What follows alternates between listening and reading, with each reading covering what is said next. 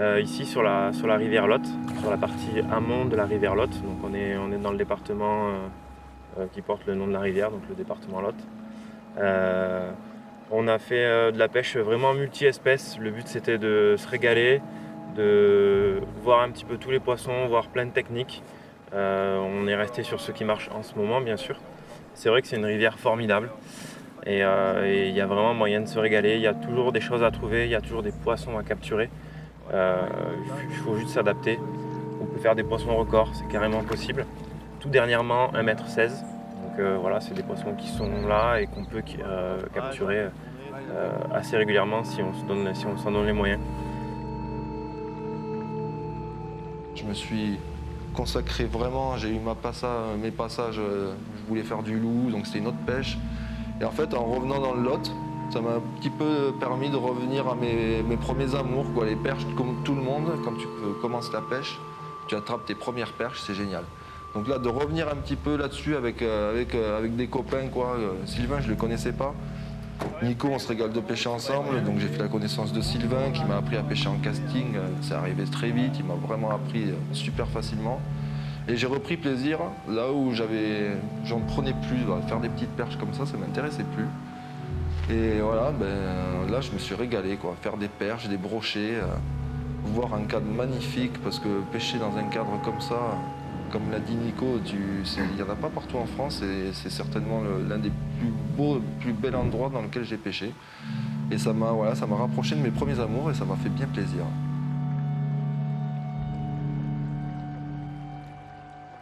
Donc le Lot, en fait, c'est dans la vallée du Lot exactement, dans le 46. Donc en fait, c'est une rivière, c'est une des rivières les plus riches en termes halieutiques, en termes aquatiques de France, parce que justement on a toutes les espèces réunies. Et dans la vallée, donc où le climat est légèrement plus froid qu'à l'extérieur, on est dans un cadre incroyable parce qu'il y a une faune, une flore vraiment de dingue. On a une très belle flore et surtout des falaises, les falaises du Lot qui sont incroyables à voir. C'est magnifique, c'est un des plus beaux cadres français et c'est pour moi l'endroit que je préfère pêcher en France.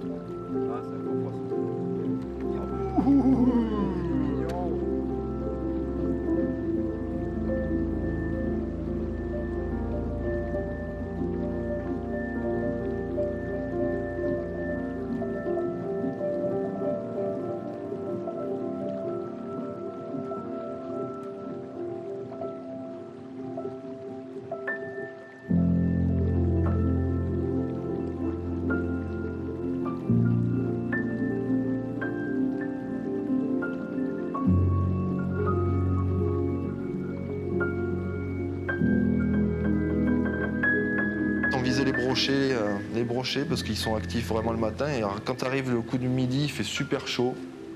Et là, tous les poissons, ils sont apathiques, ils sont plus trop réceptifs. Et le seul poisson qui est réceptif, c'est le chub, le chevenne. Et ça, c'est un super partenaire de jeu.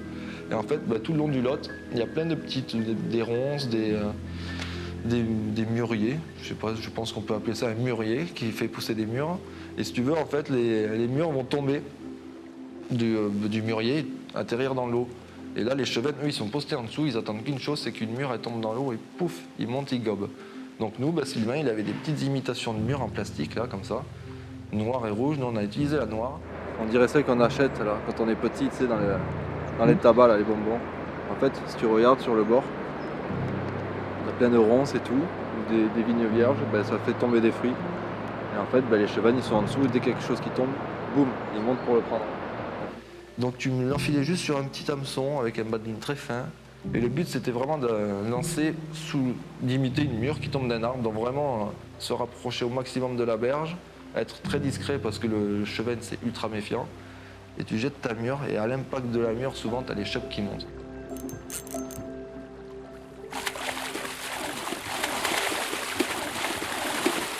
Donc au début, j'ai galéré un peu déjà à bien lancer ma mûre, parce que c'est très léger.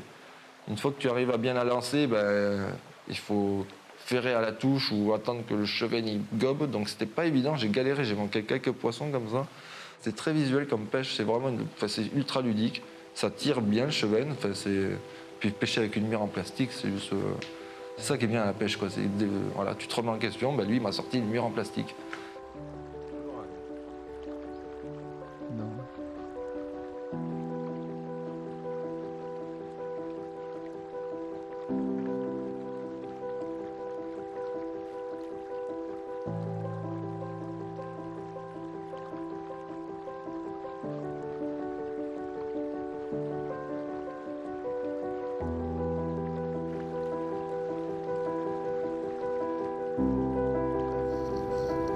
C'était une journée d'automne, le temps bien gris, bien pluvieux, l'eau qui était montée, qui s'était légèrement teintée.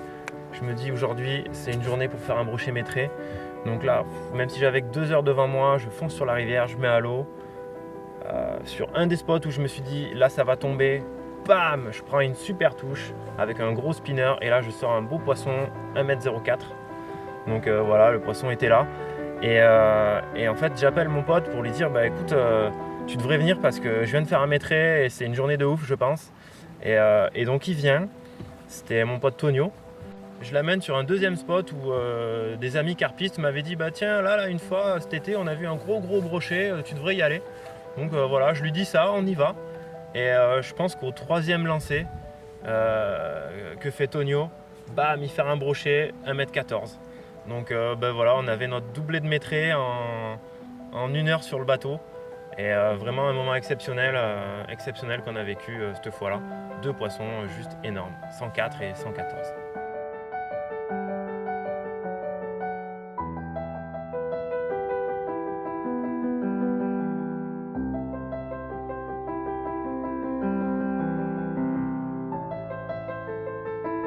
On a des super carnassiers quand même dans nos eaux. On a les perches qui sont magnifiques, on a le brochet qui pareil, un véritable prédateur qui peut engloutir des proies énormes. On a le silure qui lui atteint des tailles incroyables. Et on a le cendre qui est le poisson le plus technique à pêcher. Donc oui, moi, la pêche des carnassiers, c'est clairement quelque chose que j'affectionne et c'est ce qui me rend heureux. Premièrement, ce sont des poissons qui s'attrapent de manière ludique, donc avec des leurres, de manière sportive. C'est là où moi je vois l'intérêt à la pêche, c'est qu'on puisse leurrer un poisson et pas du tout lui présenter un appât. C'est là où moi j'ai où j'accroche le plus en fait. Où en fait je pêchais au départ dans les marinas avec mon père, les poissons de roche dans les marinas de Saint-Cyprien exactement.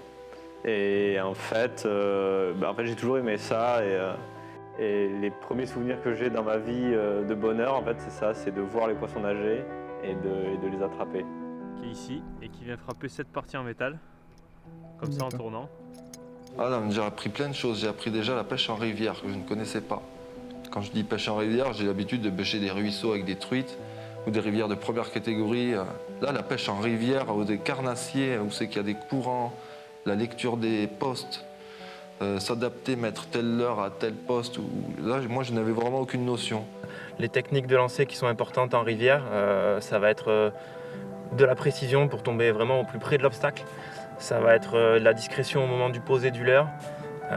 C'est aussi pour ça que je l'ai amené un petit peu sur la pêche en casting, parce que ça, c'est vrai qu'il en avait quasiment jamais fait. Justement, au niveau précision, c'est excellent. Au niveau poser du leurre, c'est excellent. Et ça a été un super élève. Je pense qu'il aura passé 2 belles journées et en plus, il va repartir avec des facilités sur la pêche au casting qui vont lui servir toute sa vie. Il connaît vraiment son truc par cœur. Il se remet en question. Tu vois que le mec, il va toujours te trouver la solution. Même s'il l'a pas, tu sais qu'il va la trouver. Oui, moi, c'est clair qu'il y a des records qui me font rêver et que j'aimerais bien battre ici. Ça serait le brochet de 1,20 m. Vraiment, c'est vraiment le roi de la rivière Lot, le brochet. Et cette taille-là, ce serait vraiment excellent. J'en rêve. Je suis à 2 cm, j'aimerais bien.